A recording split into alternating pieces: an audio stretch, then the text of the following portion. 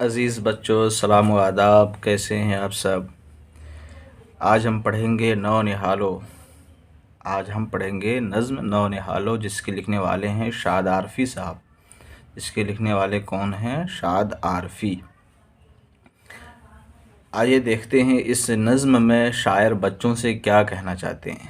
شاعر بچوں سے کیا کہنا چاہتے ہیں اس نظم میں جانتے ہیں۔ وطن گلشن ہے رنگیں پھول ہو تم، سفینہ ہے وطن مستول ہو تم، بہت پیارے ہو تم مقبول ہو تمہیں سے رونق قوم و ملت، تمہیں سے رونق قوم و وطن ہے، وطن والوں کو اپنا بھائی جانو، محبت میں تعصب کی نہ مانو، رہو مل جل کے جھگڑے کی نہ ٹھانو، چمن پھولوں کے جمگھٹ تک چمن ہے۔ وطن گلشن ہے، کیا مطلب اس کا ہوتا ہے؟ وطن گلشن ہے یعنی گلستان ہے، باغ ہے، چمن ہے، باغ کی طرح ہمارا وطن ہے۔ رنگین پھول ہو تم، اب چونکہ وطن اگر گلستان ہے، باغ ہے، چمن ہے، تو اس میں جو پھول اگتے ہیں وہ ہم سب ہیں۔ یعنی شاعر نے یہاں بچوں کو کہا ہے تم ہندوستان میں ہندوستان تمہارا گلستان ہے، چمن ہے اور باغ ہے، اور اس میں رہنے والے جتنے بھی بچے ہیں تم پھول ہو، اور کون سا پھول ہو؟ رنگین پھول ہو۔ ٹھیک ہے، تو کبھی کبھی رنگین لکھا جاتا ہے نون کے ساتھ اور کبھی نون گنا کے ساتھ، تو اس میں پریشان ہونے کی ضرورت نہیں ہے۔ شاعر اپنے لیے کبھی کبھی اس طرح استعمال کرتے ہیں تاکہ ردم بنا رہے۔ تو وطن گلشن ہے رنگین پھول ہو تم، تو گلشن کا مطلب ہمیں یاد رکھنا ہے۔ گلشن کا مطلب باغ ہوتا ہے، گلستان ہوتا ہے، چمن ہوتا ہے۔ سفینہ ہے وطن مستول ہو تم، سفینہ کسے کہتے ہیں؟ سفینہ کشتی کو کہتے ہیں، ناؤ کو بولتے ہیں سفینہ۔ سفینہ ہے وطن سفینہ ہے، کیا ہے؟ کشتی ہے۔ مستول ہو تم، مستول کسے کہتے ہیں؟ آپ نے جب کشتی دیکھی ہوگی، آپ نے ناؤ دیکھا ہوگا، جب ناؤ پانی میں رہتا ہے تو وہاں ایک بانس کی طرح، ایک لکڑی کی طرح، ایک بیچ میں اس میں ایک کپڑا باندھا جاتا ہے۔ اس کپڑے میں بہت تیز ہوا لگتی ہے، اس ہوا کی وجہ سے ناؤ چلتی ہے، تو اس لکڑی کو مستول کہا جاتا ہے۔ ٹھیک ہے، اور وہ ناؤ میں ہوتا ہے۔ تو ہوا کی وجہ سے ناؤ چلتی ہے، تو ہوا کی وجہ سے ناؤ چلتی ہے، تو شاعر نے کہا ہے ہندوستان کیا ہے؟ ایک کشتی ہے، اس کو چلانے والے آپ سب ہو، آپ سب بچے ہیں۔ یہی شاعر اس میں کہنا چاہتا ہے کہ سفینہ ہے وطن مستول ہو تم، بہت پیارے ہو تم مقبول ہو تمہارے لیے ایسی کوئی بات نہیں ہے کہ لوگ تم کو نہیں جانتے ہیں۔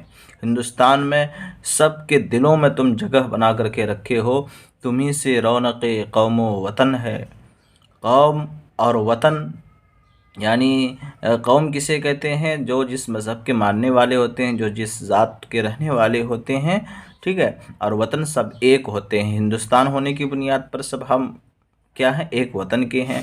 مذہب اور ذات کی بنیاد پر ہم الگ الگ قوم ہیں۔ تو تم ہی خاندان کی بنیاد پر تم قوم اور وطن دونوں کی رونق ہو، دونوں کی خوبصورت ہو، دونوں کی روشنی ہو، تمہیں سے رونق قوم و وطن ہے، وطن والوں کو اپنا بھائی جانو۔ کیا کہا ہے؟ جس نے بھی ہمارے ہندوستانی ہیں، انڈین ہیں، سب کو ہمیں اپنا بھائی جاننا چاہیے، محبت میں تعصب کی نہ مانو۔ جب بات محبت کیا جائے تو ہمیں وہاں حسد، جلن، کینہ، فساد یہ سب نہیں کرنا چاہیے۔ یعنی ہر وقت انسان کو محبت سے پیش آنا چاہیے اور محبت والی ہی بات کرنی چاہیے۔ تعصب کا مطلب کیا ہوتا ہے؟ حسد، جلن۔ محبت کا متضاد لفظ کیا ہے؟ نفرت۔ بھائی کا متضاد لفظ کیا ہے؟ بہن۔ اپنا کا متضاد کیا ہے؟ بیگانہ۔ رہو مل جل کے جھگڑے کی نہ ٹھانو، مل جل کر کے رہو، جھگڑے کے لیے کوشش مت کرو۔ ٹھیک ہے، تو یہ شاعر نے یہاں کہا ہے، اس پر غور کرنا چاہیے۔ چمن پھولوں کے جمگھٹ تک چمن ہے، جہاں تک دیکھو چمن کے پھولوں کو، سب چمن ہی، ہر طرف پھول ہی پھول ہے۔ تو اس شعر میں شاعر یہ کہنا چاہتا ہے۔ اچھا، یہاں پر ایک بات سمجھ لو پھر سے کہ وطن گلشن ہے رنگین پھول ہو تم، سفینہ ہے وطن مستول ہو تم۔ تو کہتے ہیں کہ شعر کسے کہتے ہیں؟ دو لائن مل کر کے شعر ہوتا ہے۔ ایک لائن کو مصرع کہا جاتا ہے، مصرع اول، دوسری لائن کو مصرع ثانی کہا جاتا ہے، تو دو لائن مل کر کے ایک شعر ہوتا ہے۔ اب جو یہاں کیا ہے، 1 2 3 4، ٹھیک ہے، تو یہ پورا مل کر کے ایک بند ہو گیا۔ کیا بولتے ہیں اس کو؟ ایک بند بولتے ہیں، یاد رکھیے گا یہ۔ آگے کہتے ہیں کہ ضعیفوں کو سہارا دو سنبھالو، جو لوگ کمزور ہیں، جو لوگ بوڑھے ہیں، جن کے جسم ناتواں ہے، طاقت کم ہے، ان لوگوں کو سہارا دو۔ آپ لوگ، آپ نوجوان ہو، آپ بچے ہیں، دیکھ رہے ہو یہاں بچہ بوڑھی ماں کو راستہ پار کر رہا ہے، تو اس طرح سے سہارا دینی چاہیے، مدد کرنی چاہیے۔ ضعیفوں کو سہارا دو، سنبھالو، ضعیف کی جمع ضعیفوں، تو اس کا املا یاد کر لیجئے گا، کوشچن میں پوچھا جاتا ہے، املا درست کیجئے۔ تو یہاں ضاد ہے، اس کے بعد عین ہے، اسی میں ہیر پھیر کیا جاتا ہے۔ درد مندوں کی، ضعیفوں کی مدد کرنا، لب پہ آتی ہے دعا بن کے تمنا میری میں، یہ شعر ہے، وہاں بھی کہا جاتا ہے کہ ضعیفوں کی مدد کرنا چاہیے۔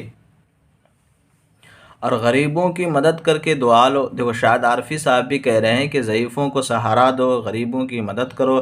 علامہ اقبال صاحب بھی کہہ رہے ہیں کہ ہو میرا کام غریبوں کی مدد کرنا یا رب۔ ضعیفوں کی مدد کرنا، اس طرح کا کوئی شعر ہے، یہ بھی یاد رکھنا چاہیے۔ تو علامہ اقبال صاحب، شاہد عارفی صاحب کہہ رہے ہیں تو صحیح کہہ رہے ہیں، ٹھیک ہے، ہمیں غریبوں کی، ضعیفوں کی مدد کرنی چاہیے۔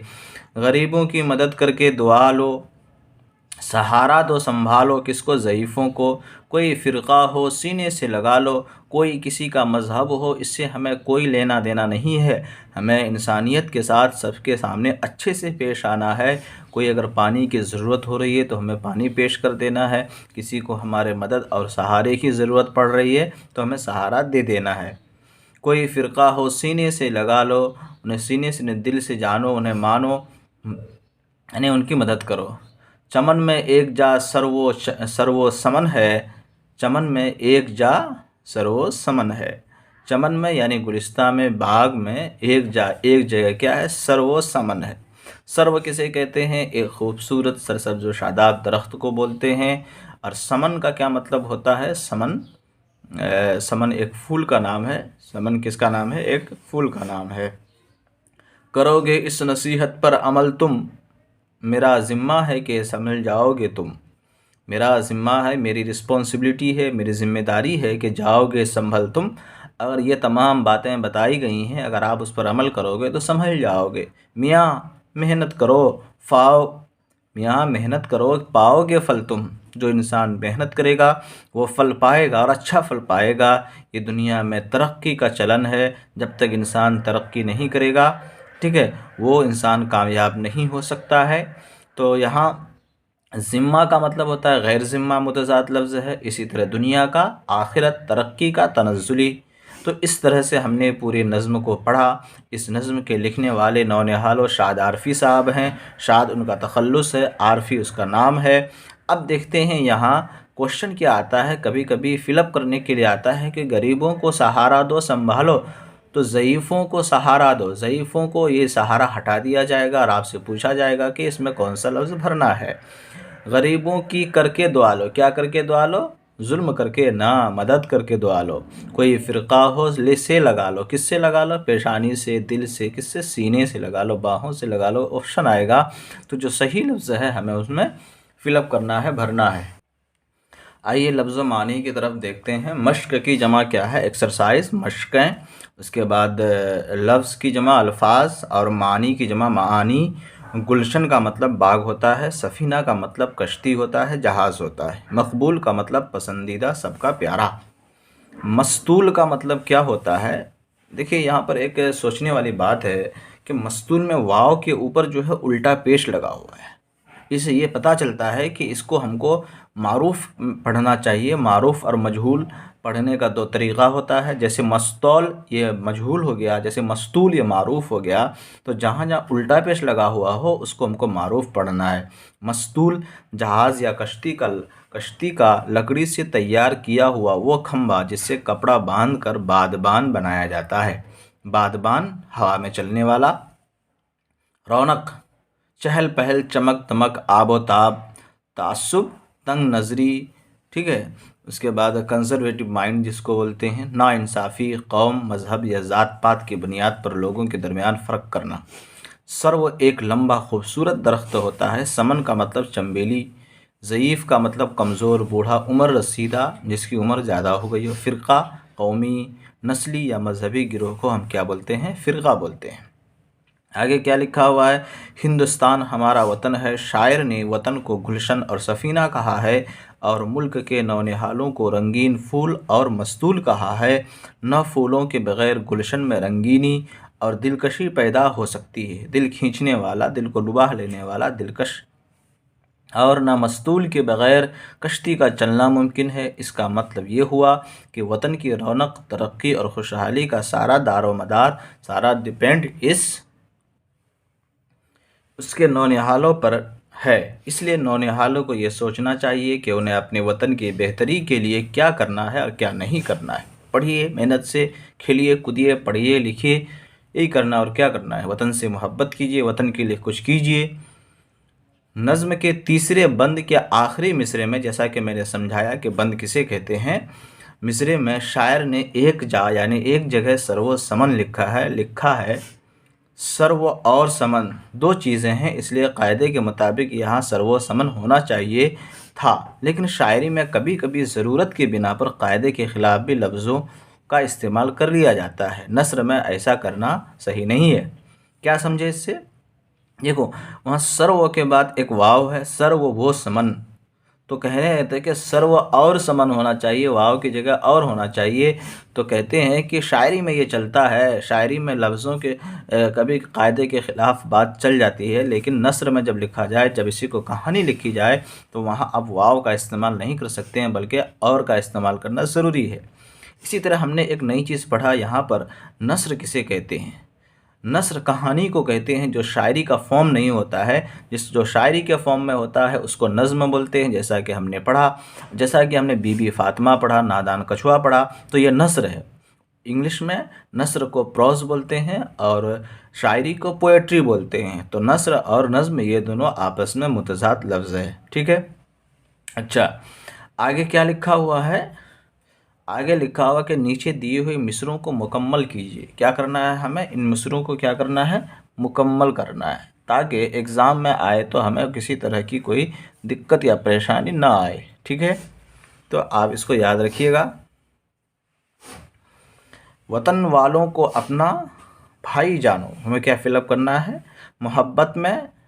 محبت میں تعصب کی نہ مانو، رہو مل جل کے، ٹھیک ہے، رہو مل جل کے، جھگڑے کی نہ ٹھانو، چمن پھولوں کے جمگھٹ تک چمن ہے، ضعیفوں کو سہارا دو، سنبھالو، غریبوں کی مدد کر کے دعا لو، کوئی فرقہ ہو سینے سے لگا لو، چمن میں ایک جا سرو سمن ہے، ٹھیک ہے؟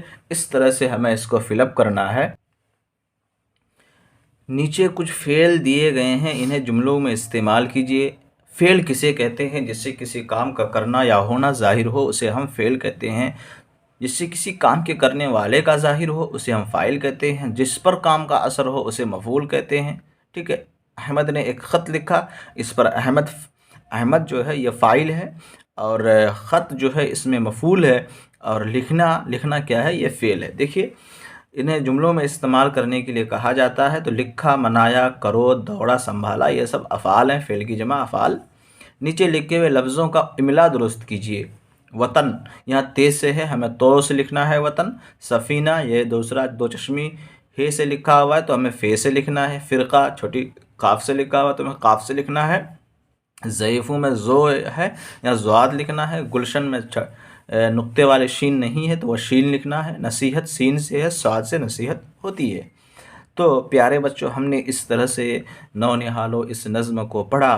اس نظم میں ہم نے فعل کے بارے میں استعمال کرنے کے بارے میں سیکھا، قواعد میں املا درست کرنے کے بارے میں سیکھا، اور ہم نے یہ سیکھا کہ ایک وطن میں کس بنیاد پر ہمیں رہنی چاہیے، بچوں کو کس طرح رہنی چاہیے، بچے کس طرح سہارا ہوتے ہیں، کہ قوم اور ملت کے لیے کتنی وہ بہترین چیز اور امانت ہوتی ہے۔ اس لیے بچوں کو ہر وہ کام کرنا چاہیے جو وطن کے لیے، قوم کے لیے، سب کے لیے فائدہ مند ہو۔ آپ بہترین سے پڑھیے، جس پرپس کے لیے آپ پڑھ رہے ہیں، انٹرنس کے لیے پڑھ رہے ہیں، جس چیز کے لیے بھی، جس مقصد کے لیے بھی پڑھ رہے ہیں، آپ اپنے مقصد میں کامیاب ہو جائیے۔ ٹھیک ہے، آج کے ویڈیو میں اتنا کافی ہے، ملتے ہیں اگلے ویڈیو میں۔ لائک اور سبسکرائب ضرور کیجیے گا، تب تک کے لیے خدا حافظ۔